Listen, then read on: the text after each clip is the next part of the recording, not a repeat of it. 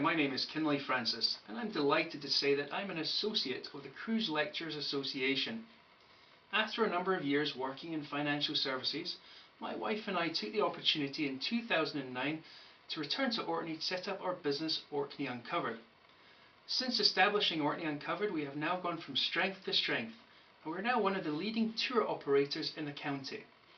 Orkney Uncovered specialises in wartime and naval history during the World Wars.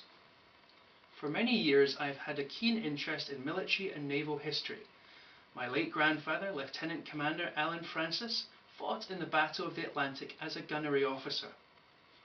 Having grown up in Orkney, I have always had a passion for Scapa Flow and Orkney's wartime history.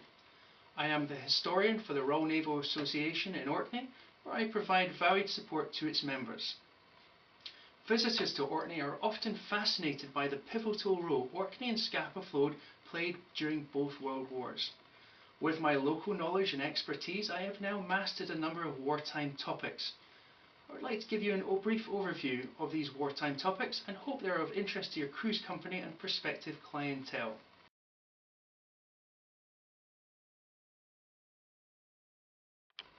Lying at 59 degrees north, the world's second largest natural harbour has been the anchorage for vessels since the Viking ages, 1,000 years ago. The Vikings named this vast area of water Scapa Flow, which means the Bay of the Long Valley. At the start of the 20th century, with the build-up of the German High Seas Fleet, it was decided that Scapa Flow be used as a northern base to control the entrances to the North Sea, and so became the anchorage for the British Grand Fleet in World War I and the British Home Fleet in World War II. It was from this naval base that the British Grand Fleet sailed at the end of May 1916 to engage the German High Seas Fleet at the Battle of Jutland. The sinking of HMS Royal Oak, the battleship, on the 14th of October 1939 by U-boat U-47 will always be remembered as one of Orkney's darkest days. Scapa Flow was heavily defended in World War I and II, and today is home to a number of oil and gas vessels servicing the oil terminal on the island of Flotta.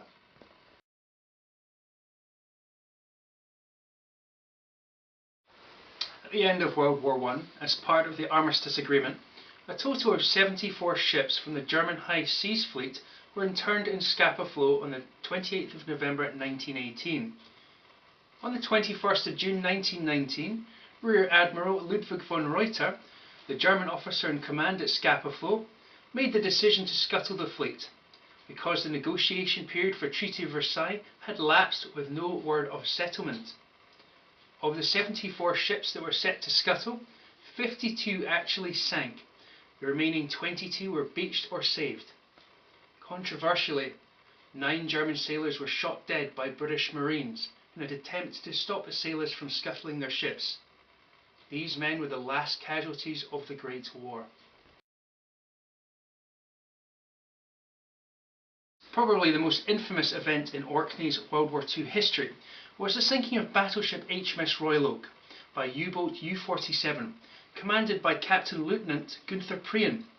On the night of the 13th of October 1939, German U-boat U-47 slipped past sunken World War I block ships into Scapa Flow. At approximately 1 in the morning on the 14th of October 1939, U-boat U-47 torpedoed HMS Royal Oak. 834 men and boys perished, including Rear Admiral Sir Henry Blagrove, commander of the 2nd Battleship Division. Prien escaped the same way he entered into Scapa Flow and returned to Germany a hero. Today, HMS Royal Oak is a designated war grave, and a service is held every 14th of October to remember the men and boys who lost their lives. In response to the sinking of HMS Royal Oak, First Lord of the Admiralty at the time, Winston Churchill, ordered the construction of 4 permanent barriers across the eastern approaches to Scapa Flow. This is to prevent any further attacks from happening. Work began in May 1940. The planning and construction of the Churchill barriers was a feat of engineering in itself, with 1,200 Italian prisoners of war helping to build the barriers. Costing £2 million, which is the equivalent of £30 million nowadays, the Churchill barriers were officially opened on the 12th of May 1945, 4 days after Victory in Europe Day. Today the Churchill barriers play an integral part in Orkney life, linking the southern Isles of Orkney to the Orkney mainland.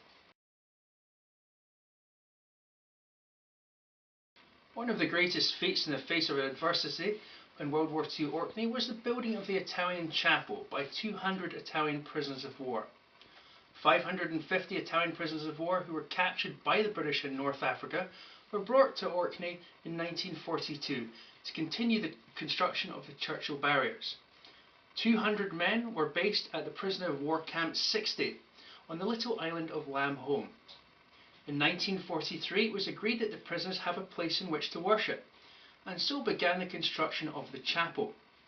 The main architect for the design and the interior of the chapel was a man called Domenico Chiocchetti.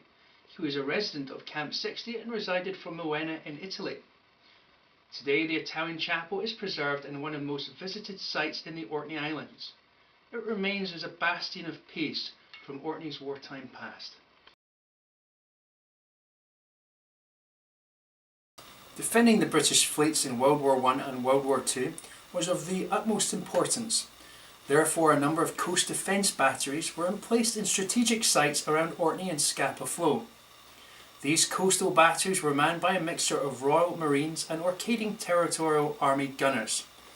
Today, many of these sentinels remain and serve as a haunting reminder of what was once Fortress Orkney.